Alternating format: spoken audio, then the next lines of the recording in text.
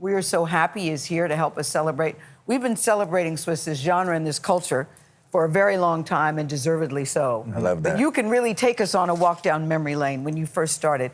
What did you think hip-hop was going to be? You couldn't have thought it would be this. No. 50 years later, we would still be talking about it and celebrating it this way. I mean, my dad grew up in Cedric Avenue, where they say hip-hop started. My mom and dad met in the rec room where Kool Herc did the party, so I'm really a hip-hop baby. And to be here celebrating 50 years of hip-hop, being in hip-hop for 25 years, an honor and a blessing, and to be able to sit here with you guys and express it is a journey itself. I mean, and when you look about how it started then, and what it is today, yes. What do you see? I see that, How do you describe it? Before it started as a rebellious act, almost. It started as an expression from people that couldn't express themselves. Now to a global phenomenon. You can go anywhere in the world, and hip-hop is inspiring the world. And so it started from the rec room, once again, in Cedric Avenue, to you can go anywhere around the world and see our influence. And I think it's just the beginning. No doubt about it. Go ahead, Tony. I was gonna say, how do you ensure that the next 50 years of hip hop are as booming and popular as the last 50? Good question. Well, I gotta hire you to be the producer. You can hire me. Have you seen my videos? Hire Tony.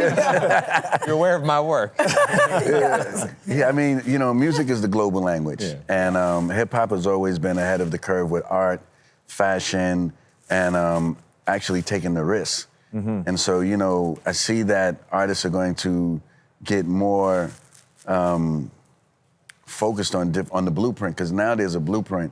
You think about when I started in '98, there was a blueprint, but now, you have Jay-Z as a multi-billionaire. You're seeing different business transactions happening. So you're seeing the students turn into bosses, turn into entrepreneurs and moguls. Yeah. When before we was just rapping and dancing. So we can do that, but we also want to go for an IPO at the same time. And there are these pillars in the hip-hop community that kind of rewrite the blueprint, and you're one of those. Thank you. But let's rewind time. Let's go all the way back to being a young kid in the Bronx. When you started, did you want to be a rapper, a producer, all of the things, a DJ, all the things that you're doing right now? Like, what was young Swizzy's hopes and dreams? Yeah, the producer wasn't famous at the time. I didn't know any producers, because the producer was like the engineer at that time, playing the background. Really behind the scenes. Really behind the Nobody scenes. knew their name. Yeah, nobody cared about the producer. I wanted to be a rapper, of course, but then I realized that the DJ was the one really controlling the crowd, whether there was a rapper on stage or not. And I said, you know what? This is what I want to do. I want to be a DJ. And then I started making my mixtapes, and then kind of like went into producing by default, from making intros of my mixtapes. And then people say, the beats that you're making for your mixtapes, that's producing. You should get into producing. So my Uncle Wa was like, you should be a producer. Yeah. And I just went into producing, and it was like, wow, like this is a whole nother space. And people can hear your music on the radio and play it in the cars and things as well. And it's lucrative. Oh, yeah. I know, but you're in art, you're in fashion, your children are involved, because now you're working with your kids. Did you see that happen? They're working me. Yeah. It's a family business. Yeah, what are you doing? Yeah, there's your oldest son. Yes, Nasim. Yes. Being a Rough Rider started as a family business. My Uncle Wa, my Uncle D, my Aunt Siobhan, the Dean family, and to be able to have Egypt, Genesis, Nicole, KJ, Nasir, it's amazing. Me and my son Nasir, Note Mikado is his music name. He'll want to fight me over this. We have a show called Drive with Swizz Beatz. Yep. We travel the world showing car cultures, because we love cars so much that we thought it would be educational to show you different car cultures around the world. So we went to Japan. We went to Saudi Arabia. It's so we did hair. That with him. Yeah. But the other thing that I love so much about you is you and Alicia Keys together. You've been married now, I think, 13 years? Yeah, 12, just 13 years.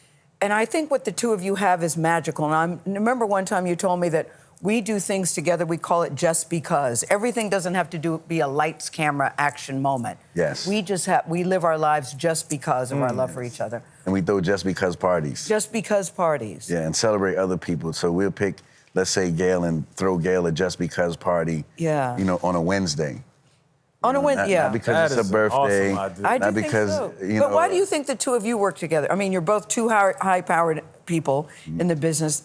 For a lot of couples, that's very difficult. Living in the spotlight. Living in the With spotlight. expertise in each other's area, right? Yes. So do you give each other feedback? Of course. You do. I think we work well together because we realize we don't own each other. Oh. You know, we realize that she's her boss, I'm my boss, and together we come together and make magic. Communication is key, and having fun is key. You know, like keep it fun and don't get relaxed. And every year we have birthday wars. What do you mean? You know, like we try to outdo each other for each birthday. You know.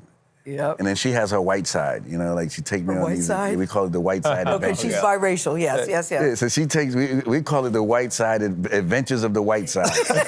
Coming soon. What is that? I did see you on a horse That'd on the be- beach. What That's is what that I'm trying to say. It's like hiking or something? kayaking with the whales. You know, like stuff we wouldn't do in the Bronx. You know, it's just like, you know, going scuba diving in the pet cemetery. Like Adventures of the White Side. Adventures of the White I need Side. that show. No, it's coming. I watched that That show. is- That's We're good. coming with Adventures of the White Side. But see, so. you bring out the best in each other. Yes. Mr. Dean, you bring out the best in each other. Yeah. We are cheering you on Yeah. always, in all things. All Swizzy, things. if I may be so casual, it's been great to have you here. And if hip hop needs me for the next 50 years, We need you, man. I'm ready. You know, the white side can be brought. Yes, the white side. We can make this work. He can't be a background dancer, but he can do it. I mean, he got his chucks on. He's ready. He's ready. He's copying my chucks. Yeah, over yeah. here. This is Tony okay. swag. This is Okay. Tony swag. See, I made sure I wore the bright colors to match. Yes, there we go. Good, man. There we Thank you go. very much. Chef Rob Rubba has an arguably overzealous commitment to sustainability. While most restaurants might be proud enough for composting or only buying from local farmers, he takes it a step further. The candles are made from the oyster that you probably had and the oil from the canopy that you had. Just kind of giving everything a second purpose, a third purpose. You must be really boring to the garbage collectors. Are they open this week? At Oyster, sustainability is literally from top to bottom. Efficient lighting, reclaimed wood, induction instead of gas stoves, and even the menu. It's a mix of paper and wildflower seeds. Take it home, crumple it up, and plant it in your garden. And then there's the food. Rubba and his team serve up vegetarian meals in ways rarely served before. And yes, there are oysters, oyster mushrooms, and oysters from the sea.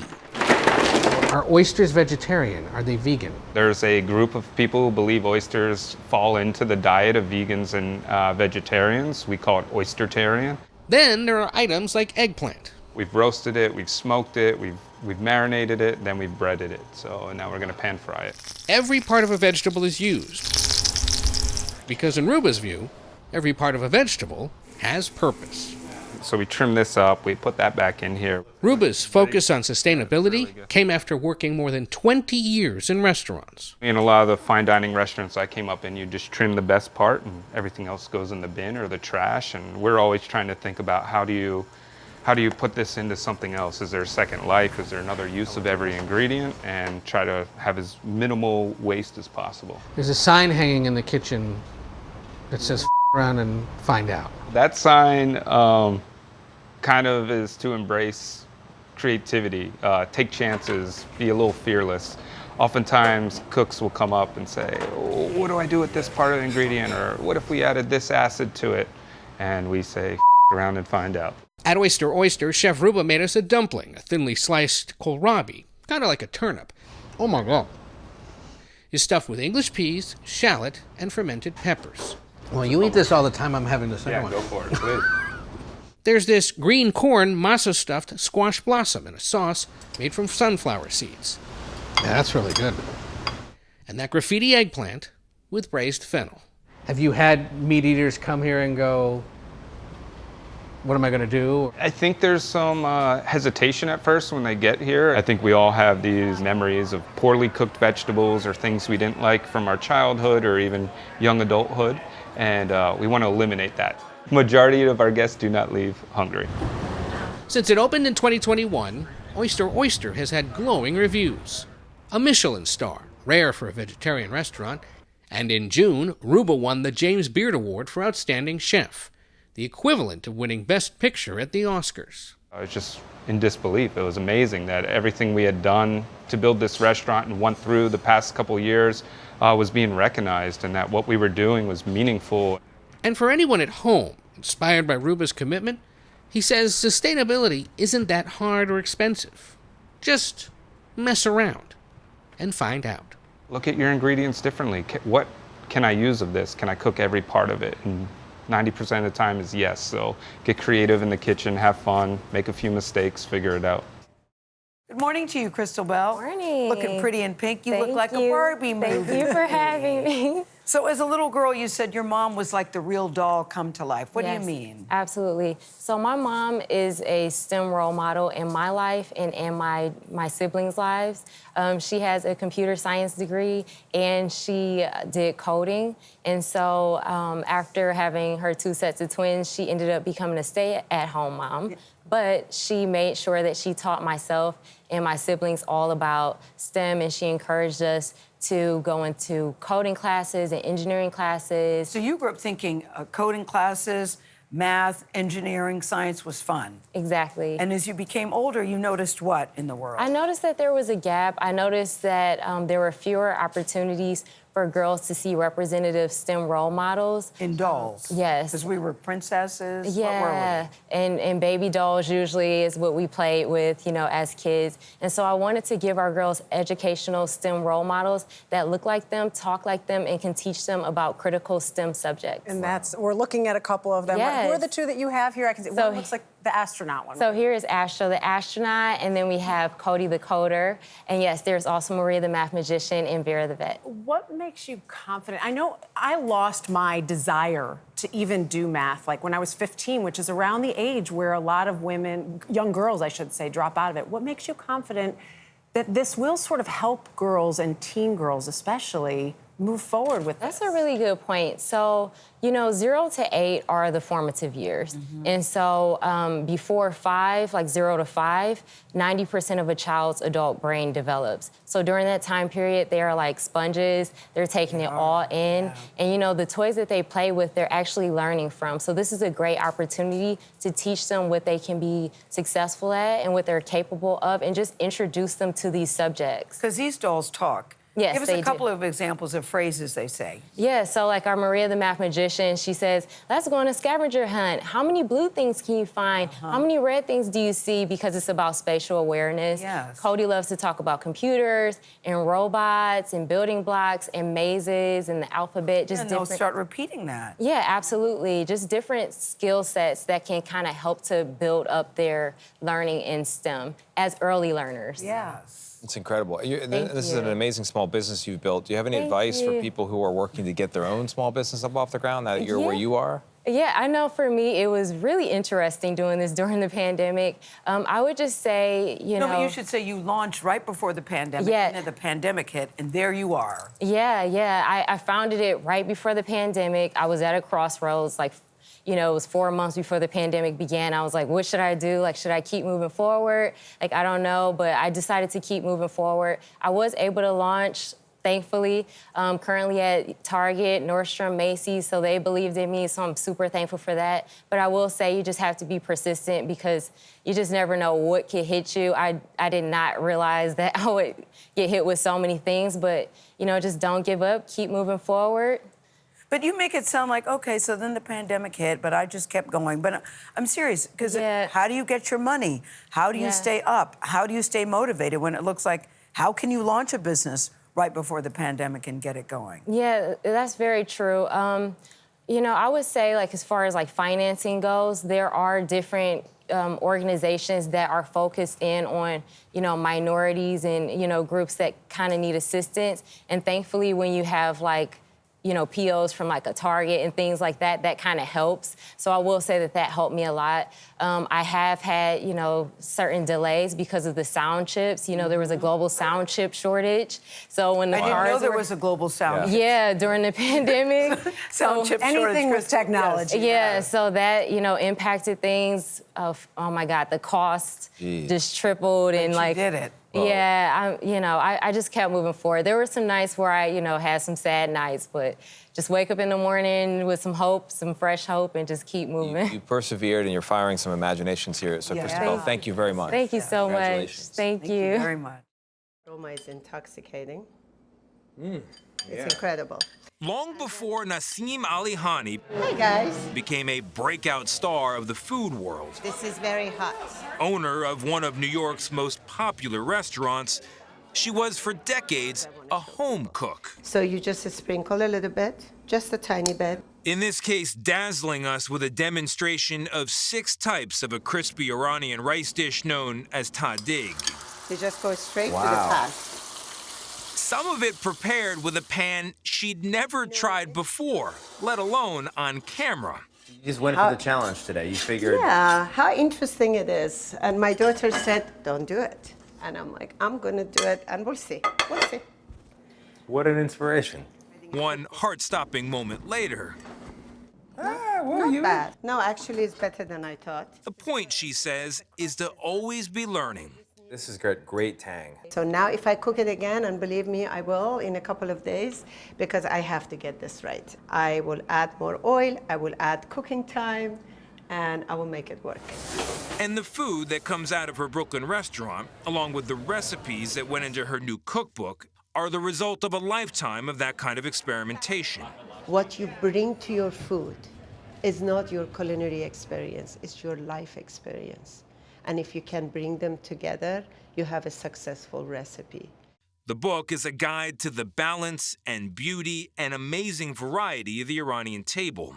To sit at the sofre, she writes, using the Farsi term for a special type of tablecloth, means setting the table with a spread of delicious, vibrant, soul-satisfying Persian food, just like the kind she grew up with. Every time I looked right, left, as a young child, grandmother, great-grandmother, aunt, my mother, somebody was cooking, and there was aroma, and it was intoxicating and almost mesmerizing, at least for me. For a certain kind of American viewer, hearing that all the women were in the kitchen taking care of the cooking, it feels old-fashioned, backwards. You're nodding your head. Yeah, absolutely. But you don't see it that way. No. The way I see it, food is power. And the same way water is power.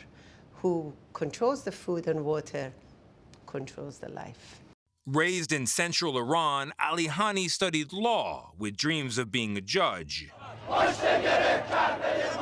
The Iranian Revolution ended that plan as the country cracked down on women's rights of all kinds. Our world really turned upside down literally in a few months.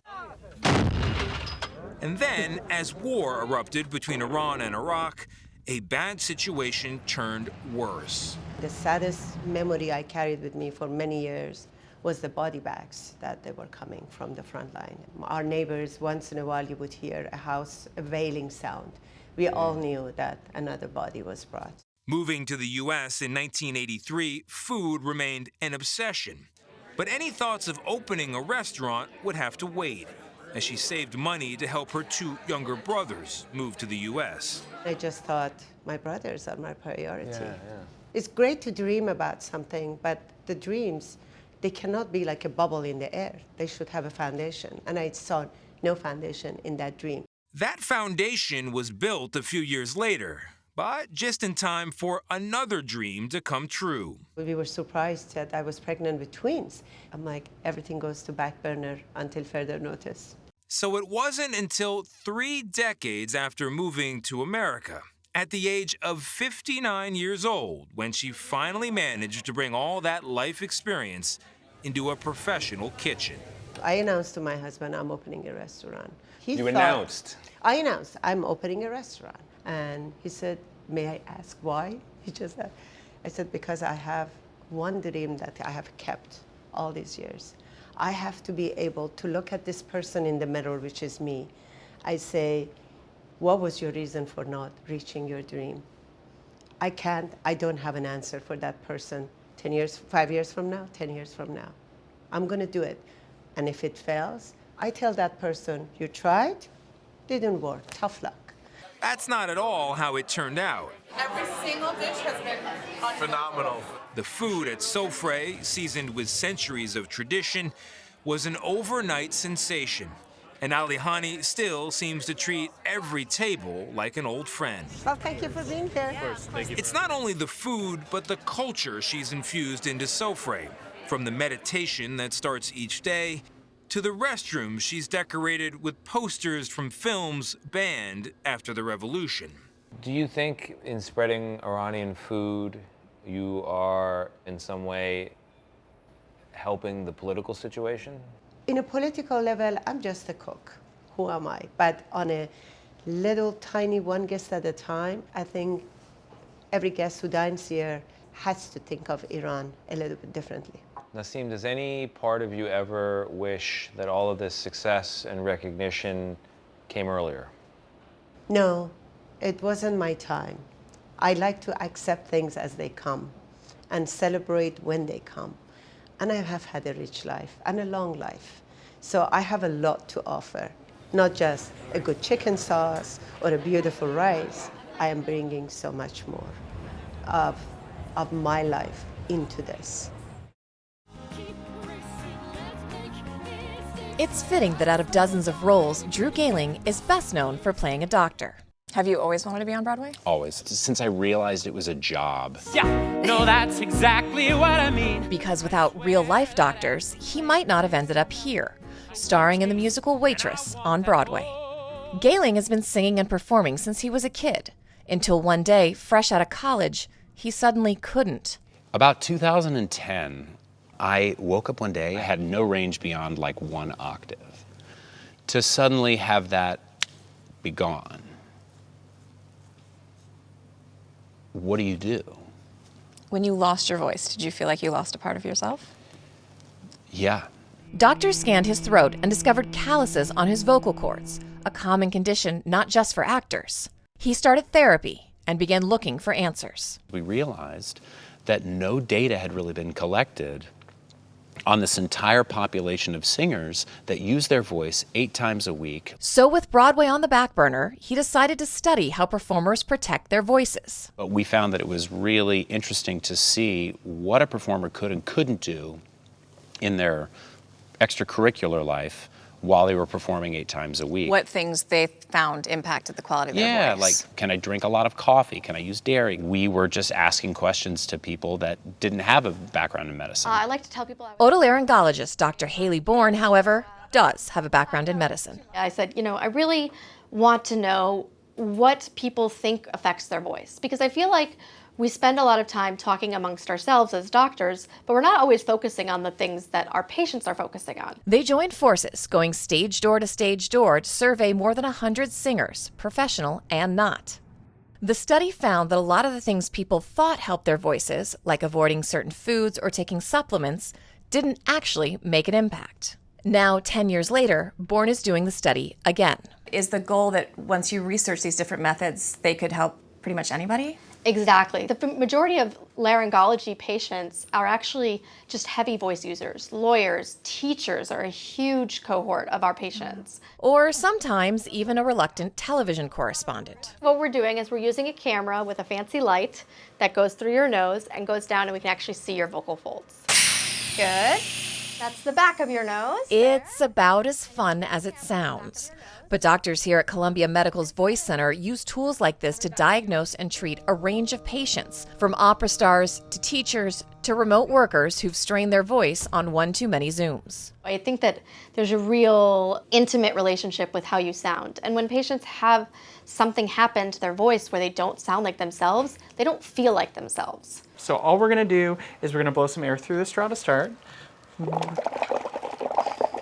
I've never felt closer to my Broadway dreams. But doctors have found that hydration helps, and so does this very strange exercise. We want to increase airflow while we speak. Try it again. Ooh.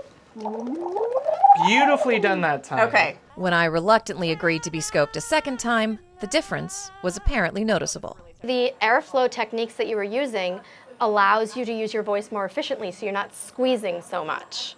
A great thing that I always like to do. You guys really do the straw thing. This is for real, okay? No. Be serious here, okay? In fact, it's one of the exercises that helped Gehling get his voice back and keep it. Okay. So if you see somebody walking around on the street blowing air into a bottle, don't laugh at them. They are taking care of their instrument. Okay, all right. Bourne hopes the second, larger study can be used to help all of us preserve our vocal instruments. Whether it's a virtuoso, I must say, it felt like I was carried away. or in my case, more of a kazoo. Happy birthday to you. I would like this out of my nose, please. Happy birthday to you. Our next guest, award-winning journalist Jennifer Breheny Wallace, says today's students face unprecedented pressures to succeed. She spoke with more than 200 families and surveyed 6,000 parents for her new book. It's called Never Enough: When Achievement Culture Becomes Toxic and What We Can Do About It. Wallace writes that, quote, I want you to check this out. This is very good.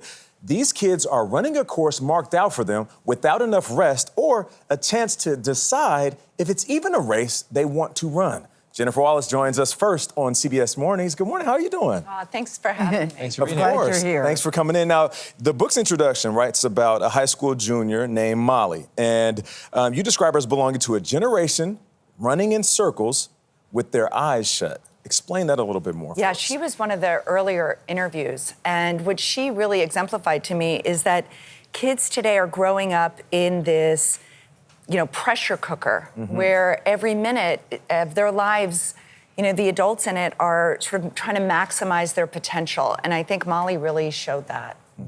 Experiences vary in these United States, right? Some people are just trying to get to school, let alone get into Harvard, right? So why focus on this particular segment of the upper end of the socioeconomic striver class? Yeah, exactly. So I asked that same question to the researchers who have been studying this population. And the students that I interviewed for this book fall generally in the top 25% of household incomes. So that's roughly $130,000 a year or so. And the reason I focused on them is because they are a newly named at-risk group, according to national policy reports. Which is bonkers to think about. It is, I know right? you're going to get a lot of eye rolls on that, Jennifer. People go, now we're supposed to consider high-income, high-achieving students at risk. I said the same Explain, yes. Yeah, I said the same thing to the researcher and who was telling me about the findings, and she kind of very firmly slammed the table and said, a child is in pain and is a child in pain. Neither child, has control of their circumstances. So these kids are at risk, meaning they are 2 to 6 times more likely than the average American teen to suffer from clinical levels of anxiety, depression, and substance abuse disorder. Including when you take a look at minority kids, too. You said that they are even more, they have more difficulty than inner city minority kids that don't have all the privileges. I think that would be surprising to a lot of people. So they have the excessive pressure to achieve, but then they also have another layer of discrimination. Discrimination, yes. That they have to contend with. So kids are they're being pushed by parents, by schools, by their community to pursue things that they may not actually even be interested in, but look good on a college resume. And then at the end of the day, they don't know who or what they are. Is that basically the issue? That is the issue is that there is an unmet need to feel valued for who we are at our core, away from our external achievements. So the kids that I met who really seemed to be suffering felt like their worth was contingent on their GPA, how much they weighed, how many social media likes they got on a post. So what's putting our kids at risk is that they don't feel like they matter for who they are deep inside, that they always must be proving who they are. You say to parents, it's not what you say, but what they hear. So here's a question. When do you push and when do you step back? And is there a way that you should push? Right. So the experts that I interviewed, I asked the exact same question. As a mother of 3 teenagers, I wanted to know. You said you're in it too. I'm in it. I have a senior applying to colleges. And what I've been told time and time again is that parents should have expectations, but that bar should be adjustable, and it should be adjusted for each individual child. And what's more important than the shiny outcomes that we often get fixated on is how work gets done, right? A child could get an A by cheating. That's not obviously what you want. So at home, what you could do is scaffold them, teach them good, healthy work habits, teach them how to build a life of play and downtime and family time that they don't need substances to escape from. That's really the job of a parent. And mattering matters. I think this is a really good point you're making, mattering. Yeah, so I went in search of the healthy strivers. I wanted to know what, if anything, they had in common. What did their parents focus on at home? What was school like? And I outline it all in depth in the book, but it boils down to this idea that the kids who were striving in healthy ways felt like they mattered to their family, to their school, to their community, for who they were deep at their core. Yeah. And they were also relied on to add value to others. Yeah. You know, I love that. And there's so many things that you can take away from this book as an adult. I got lost in chapter 3, untangling self-worth from achievement. It's very powerful because, you know, as a kid, you are developing who you're going to become as an adult. And as an adult, we try to figure out how we achieve things and how that makes us feel. Why do you think it's important to create that distinction? That it's not about athletics and academics and how well you do that creates your self-worth, but what you see in the mirror? Well, what I found among the healthy achievers is that they reached higher because they didn't believe that setbacks or failures were an indictment of their worth. So their worth was the same whether they succeeded or whether they failed, and that gave them a foundation to reach even higher. And the conversations you had with parents, you said, made you a better parent? Definitely. And changes you've made. Can you tell us top 2 changes you made? Yeah, so I asked the researcher, what could I do tonight? And she said, minimize criticism, prioritize affection. When they walk in the door, lead with lunch. Don't ask how they did on that test. Yes, yes. Don't praise them for being a great student. Get a PhD in them. See what is unique about them. Make them feel like they matter for who they are, not what they achieve. That's good. Well Jennifer said. Wallace, Yeah. thank you so much. We appreciate you coming in.